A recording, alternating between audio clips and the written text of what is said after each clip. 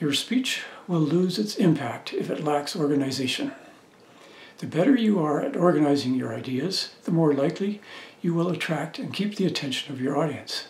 How do you create a 5 to 7 minute speech that is well organized and easy to understand? I use a simple 3-part formula. It also worked for me during my 30 years of writing newspaper articles for the Saskatoon Star-Phoenix. Have an introduction, body, and conclusion. In other words, tell them what you're going to tell them, tell them what you told them. 5 to 7 minutes is not enough time to get into much detail. We speak about 100 words a minute, so you have to keep your speech under 700 words. I find that is only enough time to cover 3 main points. If you use Microsoft Word to type your speech, you can see the word count in the lower left-hand corner of your computer screen. Develop your speech outline. Introduction, body, conclusion. Use about 2 minutes for your introduction. Because attention spans are short, you have to be absolutely fascinating to engage your audience and make sure minds do not wander. I like to use a personal story to explain why I am authority on my subject and why I am passionate about the topic. I build rapport so my audience trusts me and knows that I know what I'm going to be talking about. If you have 3 points in the body of your speech, you can summarize those 3 points in your introduction. I like to give the audience a preview of what is coming, like a trailer for a movie. I number my points. I make my first point, the second point, and the third point. You have just enough time to include brief supporting material such as statistics or quotations or stories. In the conclusion, you tell them what you told them. It sounds repetitive, but that's how you get your audience to remember the points you made in the body of your speech. Summarize what you just said. If you want to persuade your audience, end with a call to action. Getting started on a speech is the toughest part. I like to use a sheet of paper and a pen to do some brainstorming. I pick a topic that I know well. Creating an exciting hook at the start is not easy. Why not begin in the middle?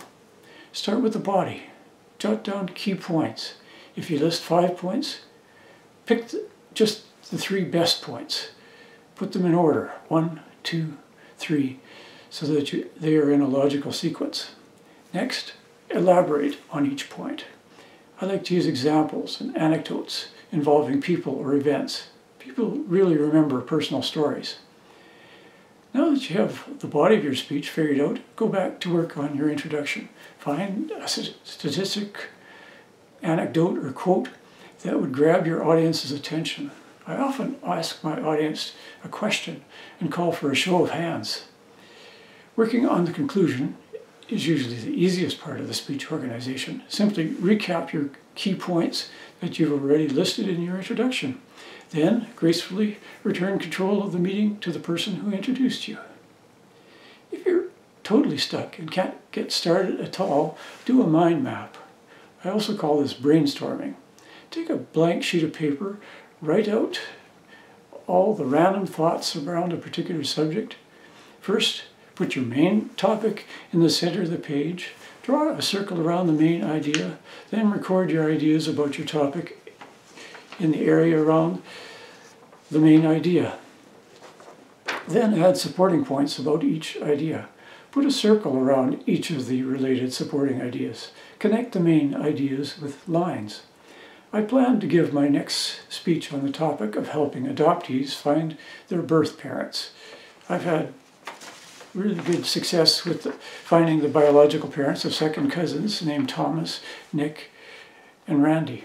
I used shared cousin matches on DNA websites, obituaries, adoption papers for clues.